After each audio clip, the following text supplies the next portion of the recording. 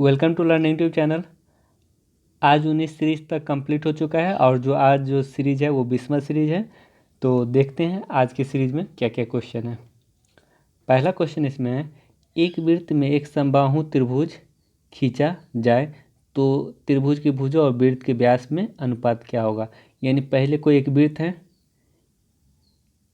ये वृत्त में एक समबाहु त्रिभुज खींचा गया है। ये वृत्त में एक समबाहु त्रिभुज खींचा गया है।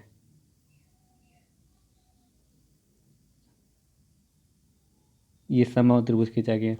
इस वृत्त में कोई केंद्र होगा और ये जो केंद्र होता है समबाहु त्रिभुज की माध्यिका को 2:1 में विभाजित करता है। यानी 2:1 में विभाजित करता है। ये केंद्र माध्यिका या ऊंचाई को 2:1 में विभाजित करता है।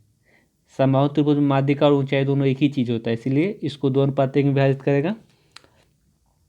अगर अगर 2:1 में विभाजित करेगा, इसका मतलब जो पूरा ऊंचाई आ जाएगा वो हाइट कितना आ जाएगा, 3। तो समबाहु त्रिभुज में जो ऊंचाई होता है h, वो क्या होता है, √3/2 गुने भुजा। समबाहु त्रिभुज में हाइट बराबर क्या होता है, √3/2 गुने भुजा। तो यहाँ से हाइट कितना दिया गया, 2 यहाँ पे और 1 यहाँ पे, टोटल हाइट 3 है। 3 बराबर √3/2 गुने भुजा। तो यहाँ से a बराबर क्या हो जाएगा, ये 2 इधर मल्टीप्लाई हो जाएगा, 6/√3 भुजा आ जाएगा। समबाहु त्रिभुज का भुजा कितना आ गया, 6/√3। तो क्या चीज़ पूछ रहा है, समबाहु त्रिभुज की भुजा और वृत्त के व्यास, यानी 6/√3 समबाहु त्रिभुज का भुजा आ गया। और वृत्त का व्यास कितना होगा, वृत्त का जो त्रिज्या है 2 है, तो व्यास कितना हो जाएगा, 4, यानी त्रिज्या का 2 गुना। तो ये जो अनुपात आएगा 2 से 2 बार में और 2 से ये 3 बार में, √3 से अगर हम इसको काटेंगे तो ये √3 आ जाएगा। तो √3:2, यानी इसका जो आंसर होगा वो √3:2 हो जाएगा। नेक्स्ट सवाल देखते हैं। रमेश के पास 10,000 रुपये थे, उनमें से उसने कुछ रुपये पी को 2 वर्ष के लिए उधार दिए 15% दर से, और बचे हुए रुपये को क्यू को समान वर्ष के लिए 18% दर से उधार दिए। 2 वर्ष के पश्चात रमेश को लगा कि पी ने उसे क्यू की तुलना में 360 रुपये अधिक ब्याज दिए। यानी पी ज़्यादा रुपया दिया। यहाँ ध्यान रखेंगे क्योंकि जो ज़्यादा देता है उसमें से हम कम वाले को घटाते हैं, इसलिए पी ज़्यादा दिया और क्यू कम दिया। पी ज़्यादा ब्याज दिया, तो रमेश ने क्यू को कितने रुपये दिया। तो अगर क्यू का रुपया पूछा है तो हम क्यू को एक्स मान लेते हैं। जिसका मान पूछा जाए उसको हम एक्स मानेंगे ताकि डायरेक्ट मान निकल जाए। तो पी को कितना मिलेगा, 10,000 माइनस एक्स।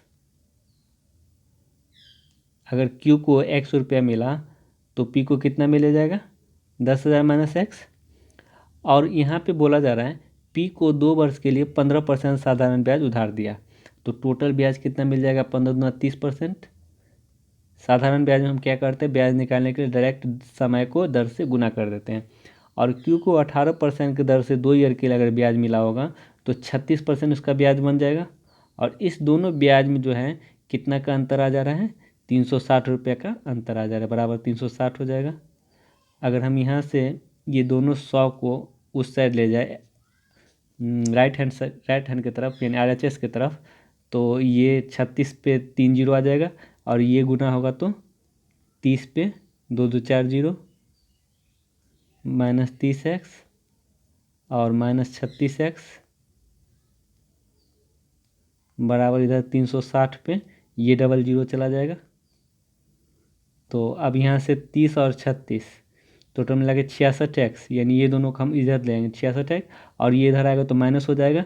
तो 3 जीरो तो रहेगा ही, और 4 6 2 इतना जाएगा। अगर हम 66 से इसको काटेंगे तो 4 बार में कट जाएगा, 6 चौका 24, 6 चौका 24 2 26, यानी 4000, यानी जो एक्स का मान आया वो 4000 आ गया। ऑप्शन नंबर सी हो जाएगा। नेक्स्ट देख लेते हैं। कोई व्यापारी पुराने कंप्यूटर को 6,000 में खरीदा और 500 रुपया मरम्मत पे खर्च किया, यानी टोटल कितना लगा उसको, 6500 रुपया किराया मूल्य आ जाएगा। किराया मूल्य कितना, 6500, और कितना में बेचा, 7,020 में बेचा। तो कितना रुपया का लाभ कमा रहा है, यानी 7,020 अगर हम इसमें से घटाएंगे तो 20 तो रहेगा ही, 520 रुपये का लाभ कमा रहा है कितना पे, 6500 पे गुना 100, ये डबल जीरो कट जाएगा और 6×8 = 48, यानी ये 8 बार में लगभग कटेगा। तो 8% का जो है वो ब्याज हो जाएगा इसका, सॉरी 8% लाभ पे बेच रहा है। नेक्स्ट, a + 1/a = 6 दिया गया, तो 1/4 + 1/a = क्या होगा। जैसे अगर कहीं पे भी a + 1/a = x दिया जाए या फिर x + 1/x = a दिया जाए, तो x² + 1/x² क्या होता है, a² - 2, और x³ + 1/x³ क्या होता है, a³ - 3a, a³ - 3a। तो ये फार्मूला तो पता ही होगा। जब a + 1/a = 6 दिया गया हो, तो a² + 1/a² क्या होगा, 6 का स्क्वायर - 2। यहाँ पे था ना, अगर x + 1/x = a रहता है तो x² + 1/x² क्या होता है, a² - 2। यहाँ पे 6 का स्क्वायर - 2, यानी 36 में 2 गया तो 34 हो जाएगा। अब आते हैं, अगर a² प्लस, अब फिर अगर हम इसका स्क्वायर करेंगे तो 1/4 + 1/1/4 क्या हो जाएगा, 34 का स्क्वायर - 2। तो 34 का स्क्वायर कितना होता है, 1156 -2, यानी 1154 आ जाएगा। ठीक है, तो हम ये फार्मूला ध्यान रखेंगे। अगर x + 1/x = a आ जाए तो x² + 1/x² क्या हो जाएगा, a² - 2। तो a + 1/a = 6 दिया गया, तो a² + 1/x² क्या हो जाएगा, 6 का स्क्वायर - 2 यानी 34। जब a² + 1/x² 34 आ गया, तो फिर अगर हम स्क्वायर करेंगे तो अगला बार क्या हो जाएगा, 1/4 + 1/1/4 क्या हो जाएगा, 34 का स्क्वायर - 2 आ जाएगा, यानी 1154। 37.1/2% किसके बराबर होगा, तो 37×74 = 75/2% किसके बराबर होगा। अगर हम इस प्रतिशत को हटाएंगे तो नीचे डबल जीरो आ जाएगा, तो 25 से 3 बार में और 25 से 8 बार में, तो यानी 3/8 के बराबर हो जाएगा। नेक्स्ट आते हैं, 35 छात्रों की एक कक्षा में छात्रों का औसत आयु 15 वर्ष है। यदि उनमें से अध्यापक की आयु भी जोड़ ली जाए तो औसत जो है 1 वर्ष बढ़ जाती है। देखिए, अगर कोई एक्स्ट्रा आदमी जुटता है, एक्स्ट्रा आदमी, तो वो एक्स्ट्रा आदमी का आयु डायरेक्ट कैसे निकालेंगे वो देख लीजिए। जैसे अगर एक्स्ट्रा आदमी अध्यापक आया, तो अध्यापक का आयु हम लोग डायरेक्ट कैसे निकालेंगे, सभी छात्रों का औसत तो 15 था, 15 रहने देंगे। अगर अध्यापक आ गया तो अब 36 छात्र हो गया, 36 व्यक्ति हो गया, और 36 व्यक्ति में अगर 1 वर्ष का बढ़ जाता है तो इसका मतलब 36 बढ़ेगा। औसत में 1 वर्ष बढ़ता है तो इसका मतलब टोटल 36 बढ़ जाएगा। तो इसका मतलब जो होगा 6×5 = 11, 3×4 = 5, 51 वर्ष का अध्यापक होगा। अगर एक्स्ट्रा कोई आदमी आता है तो उसका आयु कैसे निकालेंगे, जो औसत होगा, औसत में हम लोग क्या करेंगे, जितना वर्ष बढ़ेगा उतना हम ऐड कर देंगे। तो 36 यानी 35 एक 36 व्यक्ति में 35 पहले से छात्र था और एक अध्यापक आ गया, तो 36 व्यक्ति के औसत में अगर 1 का वृद्धि हो रहा है तो इसका मतलब टोटल 36 का वृद्धि हो रहा है। तो इसका मतलब जो अध्यापक का आयु होगा 15 + 36 51 वर्ष का अध्यापक होगा।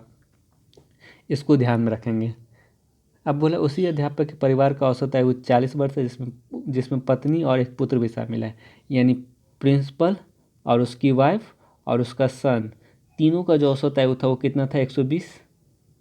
जिसमें से प्रिंसिपल का आयु 51 था, तो इसका मतलब जो उसकी वाइफ है और उसके सन का जो औसत आयु कितना होगा, इसमें से 51 उधर माइनस हो जाएगा तो 69 हो जाएगा, उसके वाइफ और उसके सन का औसत आयु।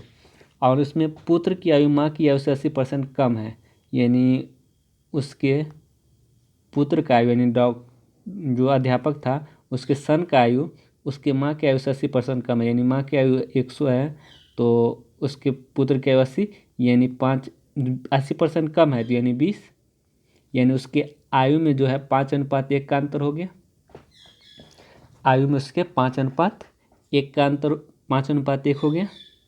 तो अगर 5:1:6 अनुपात में टोटल योग 6 और वास्तव में टोटल योग 69, यानी 6 का वैल्यू 69, तो 1 का वैल्यू कितना हो जाएगा, 69/6, यानी 11.5, तो उसकी अध्यापक की पत्नी का आयु निकालना है, तो अध्यापक पत्नी में 5 था, तो 5 का वैल्यू निकालने के लिए 5 से गुना करेंगे, तो 57.5 इसका आंसर हो जाएगा।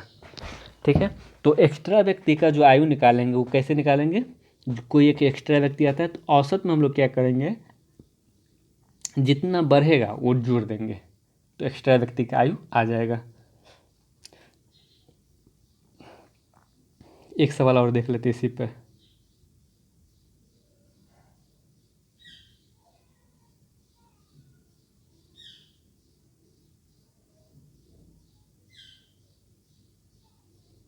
जैसे ये है, 12 खिलाड़ी का औसत आयु 25 था, उसमें कप्तान की आयु जोड़ दी जाए तो औसत बढ़कर 26 आए, तो कप्तान की आयु क्या होगा?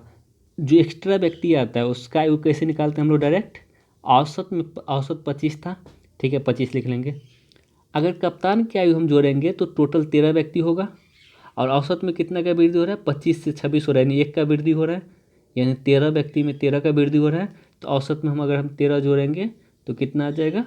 38। इसका मतलब जो कप्तान का जो आयु होगा वो 38 वर्ष होगा, इनमें से कोई नहीं।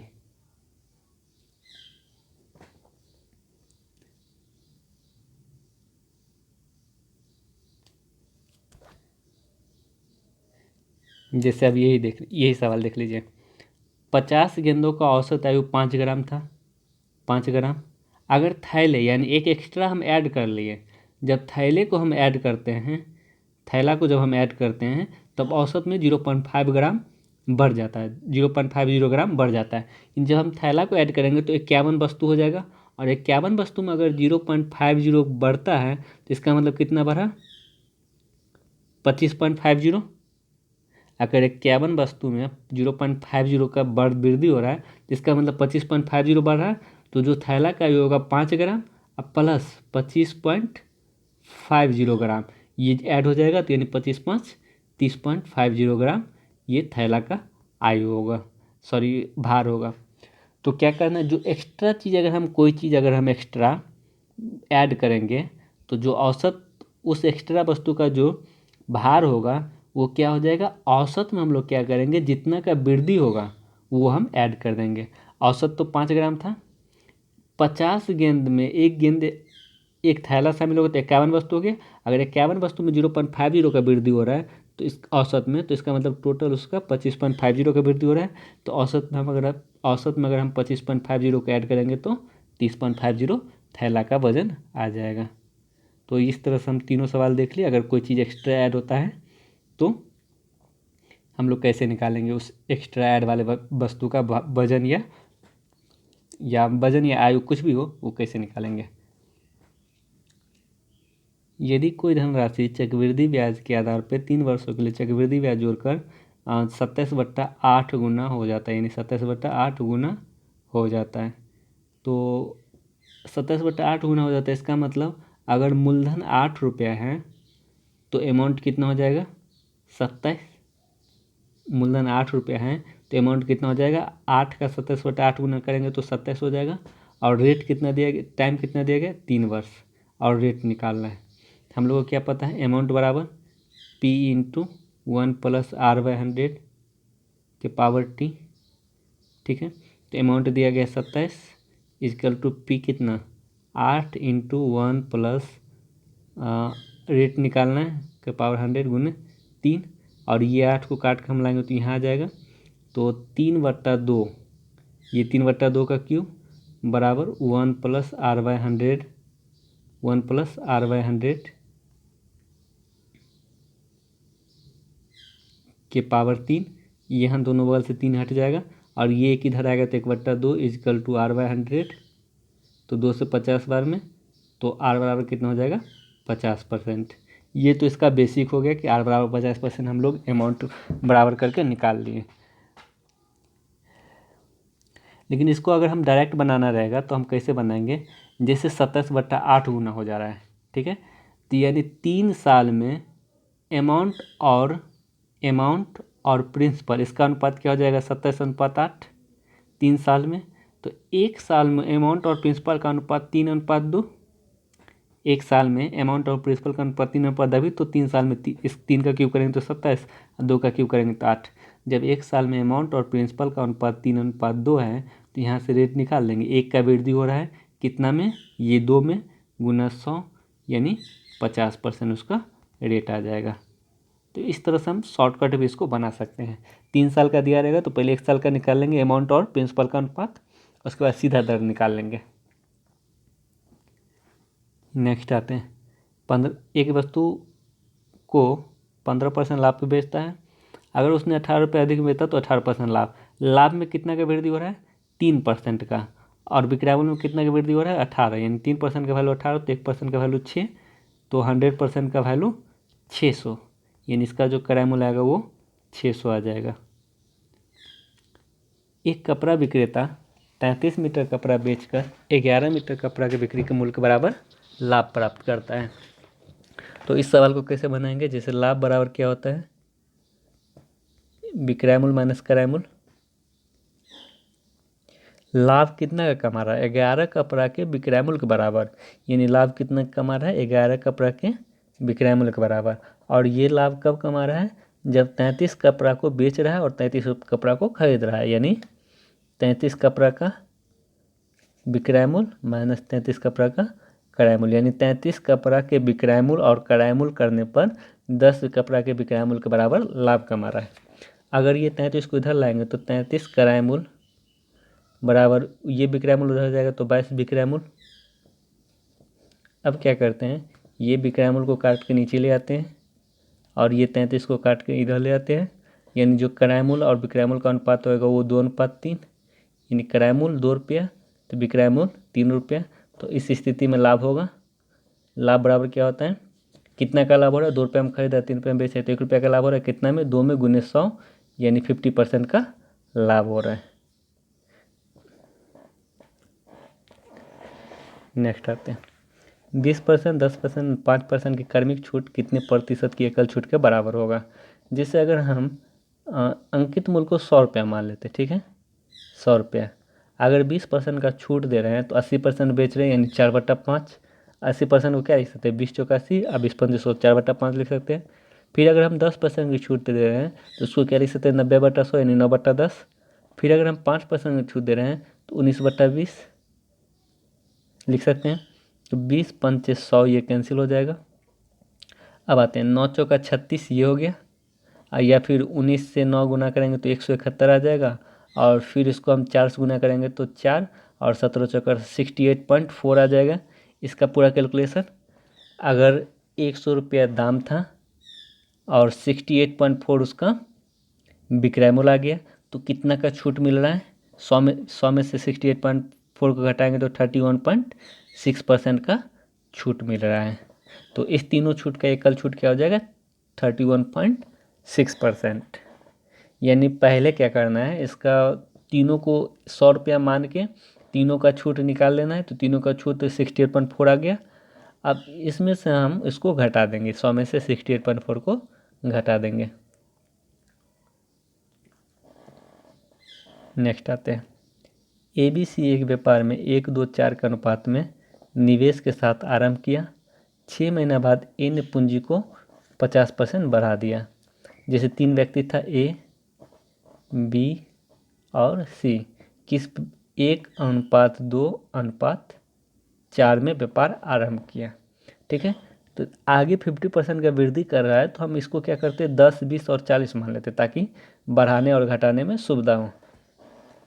ए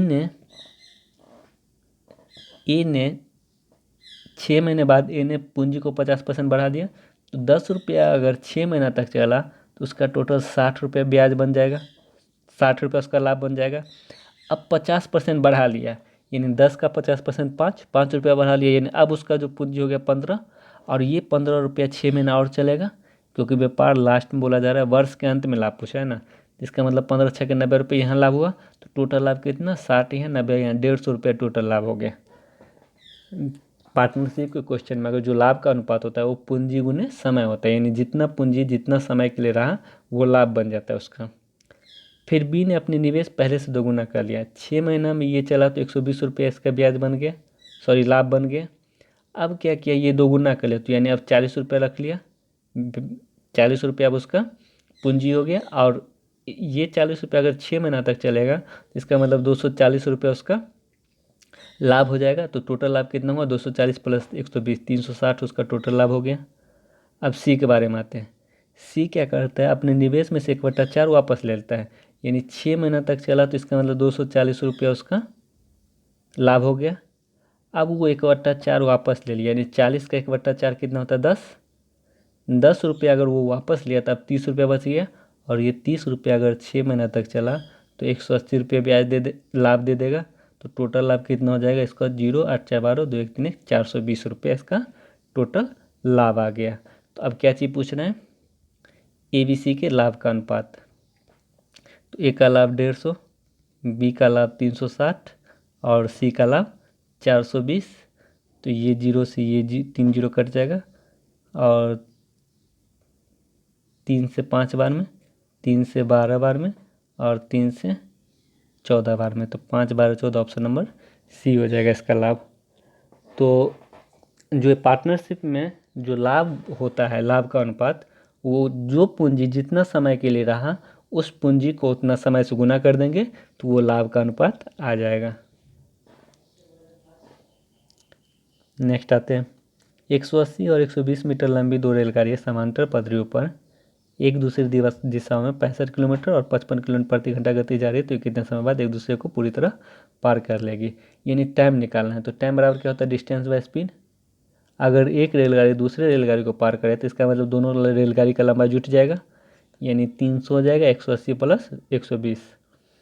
और एक दूसरे की दिशा में जा रही है, यानी विपरीत दिशा में जा रही है, यानी ये रेलगाड़ी इधर जा रही है, ये रेलगाड़ी इधर विपरीत दिशा में जा रही है। तो विपरीत दिशा में क्या होगा, चाल भी जुटेगा। चाल जुटेगा तो 65 प्लस 55 120। ये मीटर में था और ये किलोमीटर पर आवर में था, तो हम किलोमीटर पर आवर को क्या करेंगे, मीटर पर सेकेंड में बदल देंगे, क्योंकि यूनिट को तो सेम रखना पड़ेगा। अगर किलोमीटर पर आवर को मीटर पर सेकेंड में बदलेंगे तो 5/18 से गुना करेंगे 5, और ये 18 ऊपर चला जाएगा। अब यहाँ 0 से 0 कट गया, और 6 9 12, 6 3 18, 5 9 10 से 1 0 कट जाएगा, 3 3 9 सेकेंड में पार कर जाएगा। नेक्स्ट आते हैं, 3 व्यक्ति एक कार्य को 6 दिनों में पूरा कर सकता है। उन्होंने कार्य शुरू करने के 2 दिन बाद 3 अन्य व्यक्ति शामिल हो गया, तो ये सब शेष कार्य को कितने दिन में शामिल करेंगे। देखिए, अगर हम आदमी को टाइम से गुना करते हैं, मैन को समय से गुना करते हैं, तो क्या पता चलता है, टोटल वर्क पता चलता है। ठीक है, अगर 3 व्यक्ति 6 दिन तक काम किया तो टोटल वर्क कितना हो जाएगा, 3 गुने 6। टोटल वर्क ये हो गया, ये टोटल वर्क। इस टोटल वर्क को उनके कार्य शुरू करने के 2 दिन बाद 3 अन्य व्यक्ति आ गया, यानी 2 दिन तक 6 व्यक्ति काम किया। 2 दिन तक 3 व्यक्ति था ना, सॉरी 3 व्यक्ति, 2 दिन तक 3 व्यक्ति काम किया। उसके बाद 3 और व्यक्ति आ गए, यानी 6 व्यक्ति आ गया। अब मान लेते हैं कि ये 6 व्यक्ति शेष काम को 1 दिन में कंप्लीट किया, तो ये भी टोटल काम आ जाएगा। तो यानी 18 बराबर 12 प्लस 6x, तो ये 12 इधर आ गया, 6 बराबर 6x, तो x बराबर 1 आ गया, यानी जो शेष काम होगा वो 1 दिन में कंप्लीट हो जाएगा। 64 नंबर आते हैं, जैसे x प्लस 1/x+1 बराबर 1 दिया गया है, तो क्या चीज़ निकालना है, x+1 के पावर 5 प्लस 1/x+1 के पावर 5। देखिए यहाँ पे x+1 के पावर 5 है, तो हम क्या करते हैं, दोनों बगल 1 जोड़ देते हैं, इसके दोनों बगल 1 जोड़ देते हैं। अगर हम दोनों बगल 1 जोड़ेंगे तो ये x+1 आ जाएगा, ये x+1 प्लस 1/x+1 बराबर 1 इधर भी जोड़ेंगे तो 1 यहाँ जोड़े और 1 यहाँ जोड़े, 2 आ गया। अगर कहीं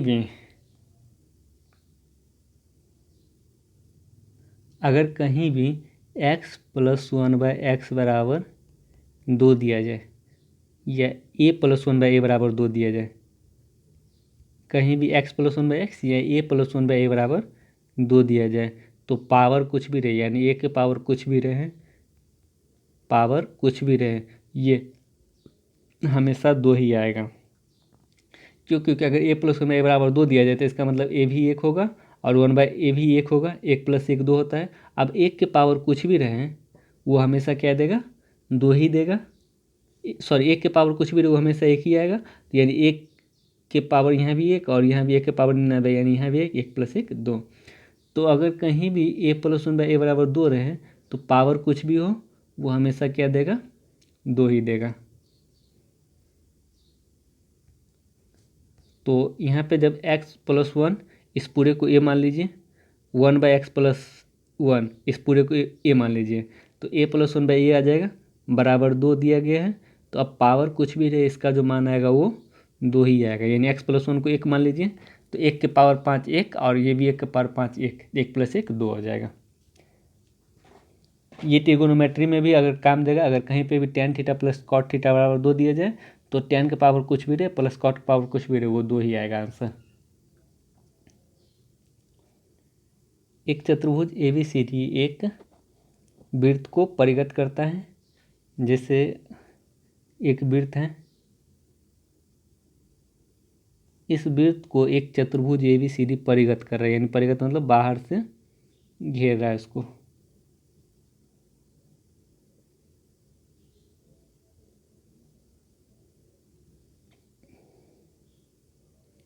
अगर ABCD परिगत कर रहा है इसको ABCD, तब इसका एक फार्मूला होता है, यानी ये AB और CD का जो सम होगा AB + CD वो किसके बराबर होगा, BD + AD + BC के बराबर होगा। AD + BC यानी आमने सामने के दोनों भुजाओं का जो योग होता है वो बराबर होता है। ठीक है, तो यहाँ पे सारा वैल्यू दिया गया है। AB 6 दिया गया है और CD 5 दिया गया है, बराबर AD 7 दिया गया और BC निकालना है। तो यानी 6 5 11 में से 7 जाएगा तो BC कितना आ जाएगा, 4 आ जाएगा। यानी इसका जो आंसर होगा वो 4 आ जाएगा।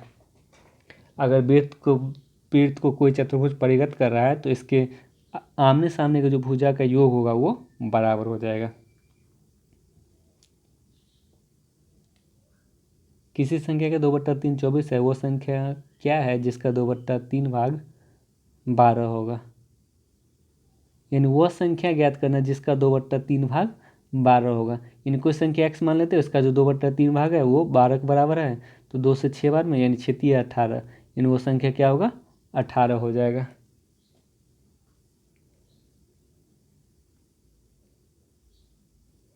नेक्स्ट आते हैं, यहाँ पे इस लाइन से कोई मतलब ही नहीं था।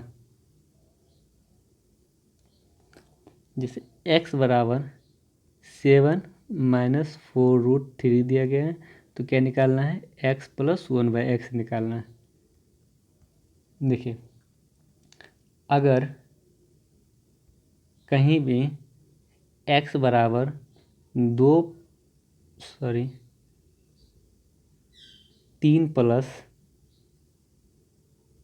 3 + 2√2 दिया जाए, ठीक है, तो इस दोनों के स्क्वायर का अंतर कितना हो जाएगा, 3 का स्क्वायर 9 और इसका स्क्वायर 8, यानी इस दोनों के स्क्वायर का अंतर 1 आ जाता है।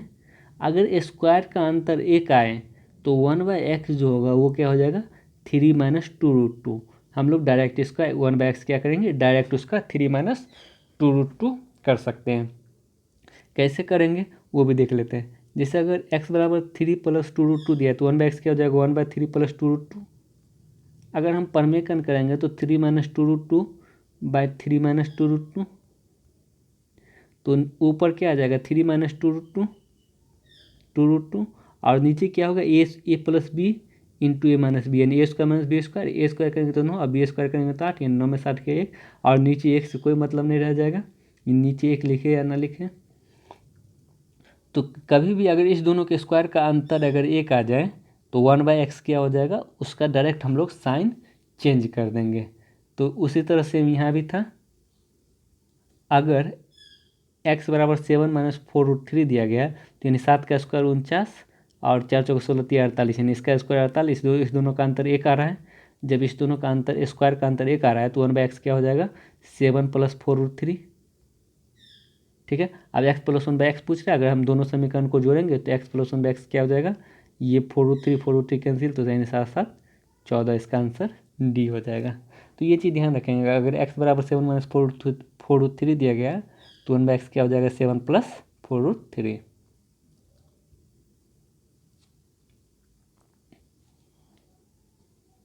नेक्स्ट आते हैं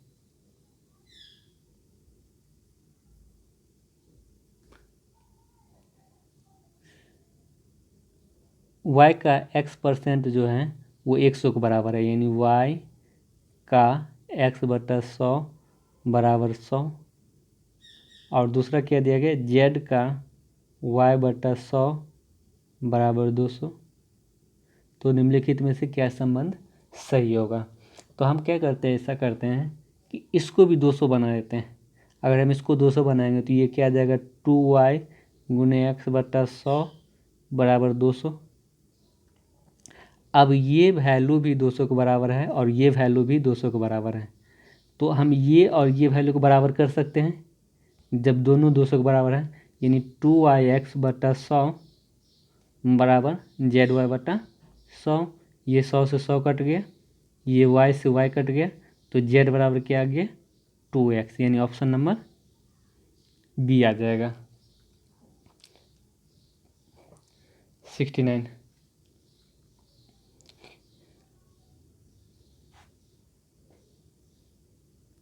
देखिए, ये तो अगर मान चलिए ये ऊपर वाले को 112 का लेते हैं, ये ऊपर वाले को 112 का स्क्वायर लेते हैं, क्योंकि 112 तो दो जगह ऊपर में है और इकाई स्थान पे तो 4 है, तो यानी मान लेते हैं कि 112 का स्क्वायर लेते हैं। तो क्या नीचे वाला उससे तो थोड़ा सा ही ज़्यादा है, तो नीचे वाला किसका, या तो 112 या 113-14 का स्क्वायर होना चाहिए। 112 से थोड़ा सा ज़्यादा का स्क्वायर होना चाहिए ना नीचे वाला, लेकिन 127 का स्क्वायर होगा नहीं, 117 का भी स्क्वायर नहीं हो सकता, यानी इनमें से कोई नहीं इसका आंसर होगा। क्योंकि अगर हम इकाई स्थान भी देखें, इकाई स्थान, तो ये पॉसिबल नहीं है, क्योंकि 2 का स्क्वायर 4 यहाँ तो मिल रहा है, लेकिन 7 का स्क्वायर 9, 7 × 49, यानी इकाई स्थान पर 9 आ जाएगा। तो 7 का स्क्वायर अगर 49 में 9 आएगा तो यहाँ इकाई स्थान पर 4 दिया गया, तो ये पॉसिबल ही नहीं है, तो इसीलिए इसका आंसर डी हो जाएगा।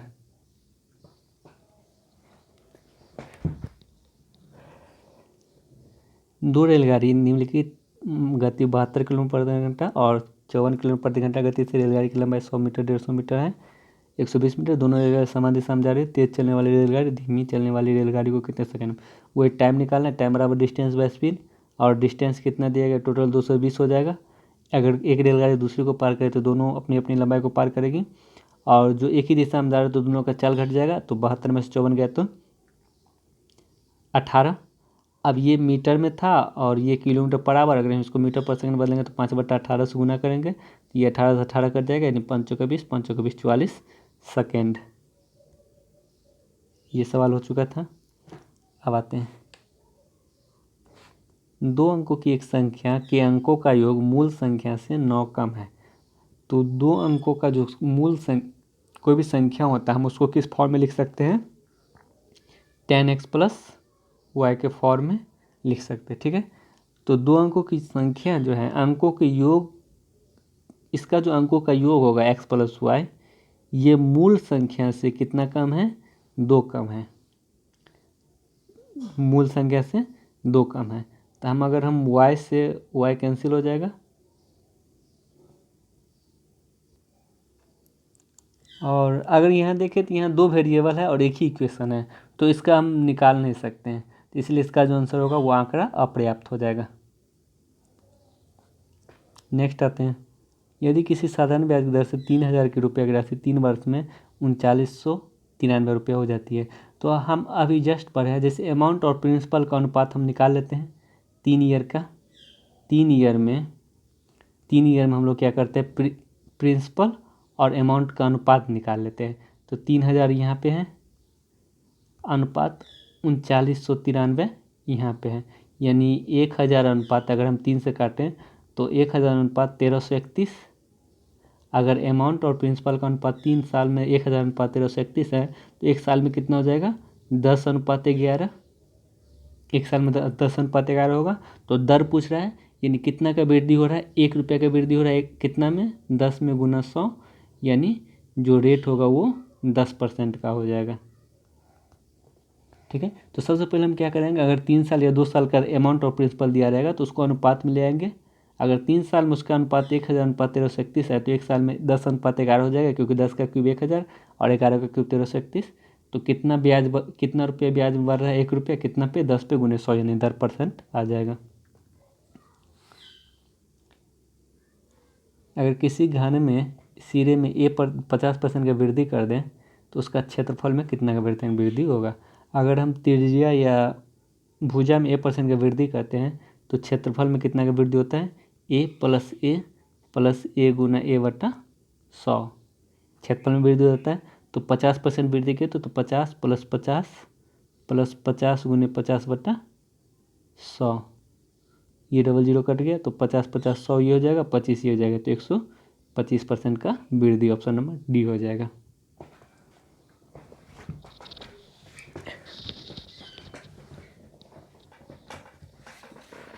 नेक्स्ट सवाल आते हैं। किसी संख्या में 8 से भाग देने पर शेष 6 और 10 से भाग देने पर शेष 8, 12 से भाग देने पर 10 और 24 से भाग देने पर 22 और 36 से भाग देने पर 34 शेष बचता है, तो संख्या क्या होगा। तो सबसे पहले हम देखेंगे कि क्या इस सवाल को प्रोसेस से बनाने में जल्दी बन सकता है। प्रोसेस से बनाने में थोड़ा सा टाइम लगेगा, टाइम कंज्यूम करेगा, तो इसीलिए सबसे पहले हम क्या करेंगे, इसको ऑप्शन से बनाने का कोशिश करेंगे। अगर हम यहाँ देखें 10 से भाग देने पर 8 शेष बचता है तो इसका मतलब 500 नहीं हो सकता, 360 नहीं हो सकता है, क्योंकि अगर हम 10 से भाग देंगे तो ये पूरा पूरी कट जाएगा। ये ऑप्शन हो सकता है और ये ऑप्शन हो सकता है, ठीक है। अब अगर हम 8 से भाग देने पर 6 शेष बचता है, अगर हम 458 को 8 से भाग दें तो क्या हो जाएगा, 8 पंचे 40, यहाँ 5 8 यानी 8 सत्ते 56, यानी 2 शेष बच रहा है। जबकि क्या बोल रहा है, 8 से भाग देने पर 6 शेष बचना चाहिए, यानी ये भी ऑप्शन नहीं होगा। अगर 3 ऑप्शन खत्म तो एक ही ऑप्शन बच रहा है 358, जो राइट आंसर होगा। अगर चेक भी कर सकते हैं, अगर हम 358 को 8 से भाग देते तो कितना हो जाएगा, 8 से 4 बार में 8 चौका 32 और 3 8, फिर 8 से 4 बार में 32, तो 6 शेषफल 6 आ गया। यहाँ पे शेषफल 6 बोला गया था। तो अगर हम 12 से भी भागा देंगे तो ये 10 ही शेष देगा, 24 से भागा देंगे तो 22 शेष देगा, यानी सारे क्वेश्चन को सेटिस्फाइड कर देगा। ऑप्शन नंबर डी ये सवाल हो चुका था। नेक्स्ट आते हैं। किसी टंकी का छठा भाग पानी रिसने के कारण खाली हो गया। यदि उससे 9 लीटर पानी निकालने पर टंकी 2/3 भाग भरा रहता है, यानी x का छठा भाग खाली था, ठीक है। तो खाली था तो कितना बचा था, 5x/6, यानी x का छठा भाग अगर मान चलिए खाली हो गया था तो कितना बचा था, 5/6 भाग बच गया था उसमें। अब इस 5/6 भाग, इस बचे हुए भाग में से अगर हम 9 लीटर निकाल लेते हैं तब कितना भाग बचा रह जाता है, 2/3, यानी x का 2/3 बचा हुआ रह जाता है। तो अगर हम इसको इधर लाएंगे तो ये कितना हो जाएगा, 6 4, यानी x/6 बराबर 9, 9 को उधर दे आएंगे तो यानी x बराबर 9 छक्के 54 लीटर, यानी उस टंकी में 54 लीटर पानी आ सकता है। यानी x का छठा भाग रिस गया था, कारण खाली हो गया था छठा भाग। तो अगर 1/6 भाग खाली हो गया तो 5/6 भाग बच गया, यानी टोटल x लीटर का टंकी था और 5/6 भाग बटा तो 5x/6 इतना बचा हुआ था। अगर हम इसमें से 9 लीटर पानी और निकाल लेते तब जो है टंकी पूरे 2/3 भरा हुआ रह जाता है। नेक्स्ट, एक पुल जिसकी लंबाई 100 मीटर है को 90 किलोमीटर प्रति घंटा गति से चलने वाली एक ट्रेन 12 सेकेंड में पार करती है, तो ट्रेन की लंबाई ज्ञात करना है। तो हम ट्रेन की लंबाई जो है वो x मान लेते हैं, ठीक है। तो हम लोग को पता है डिस्टेंस बराबर क्या होता है, टाइम गुना स्पीड। तो डिस्टेंस अगर 100 मीटर लंबा पुल को पार करे तो इसका मतलब अपनी भी लंबाई पार करेगी, साथ साथ पुल की लंबाई भी पार करेगी, बराबर। टाइम कितना ले रहे हैं, 12 सेकेंड, और चाल कितना है, 90। ये सेकेंड में है और ये मीटर में और ये किलोमीटर पर घंटा में। तो अगर हम इसको मीटर पर सेकेंड बदले तो 5/18 से गुना करेंगे तो 18 5 से 5 बार में 90 और 12 5 7 300, यानी x + 100 बराबर 300, तो x बराबर 200, यानी जो ट्रेन की लंबाई होगी वो 200 मीटर हो जाएगा।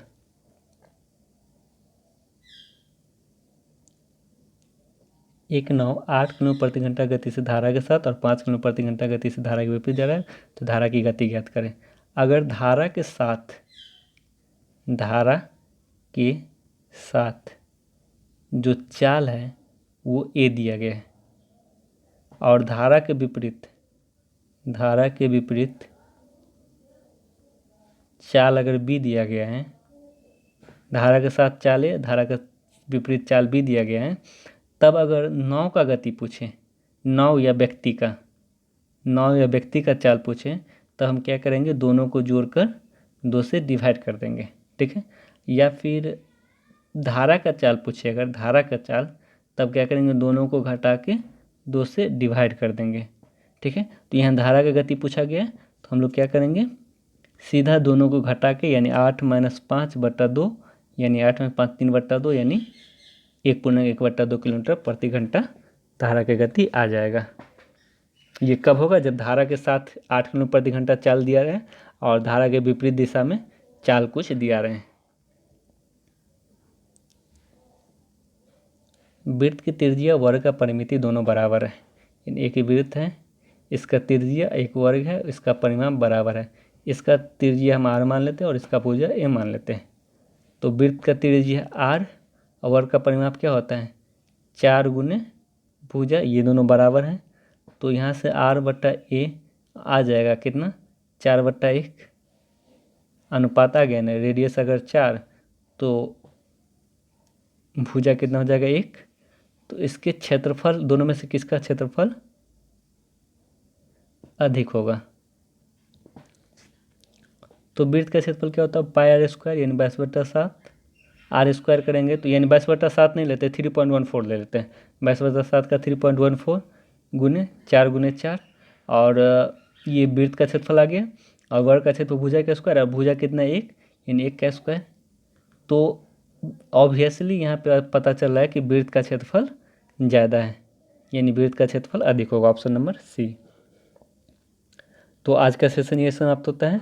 अब कल या आज शाम से हम लोग नंबर सिस्टम भी शुरू करने जा रहे हैं, जिसमें चैप्टर वाइज मैथ का जो सेशन होता है वो शुरू करने जा रहे हैं आज शाम से। तो वीडियो को लाइक कर दीजिएगा, शेयर कर दीजिएगा और चैनल को ज़रूर सब्सक्राइब कर दीजिएगा। Thank you, bye bye.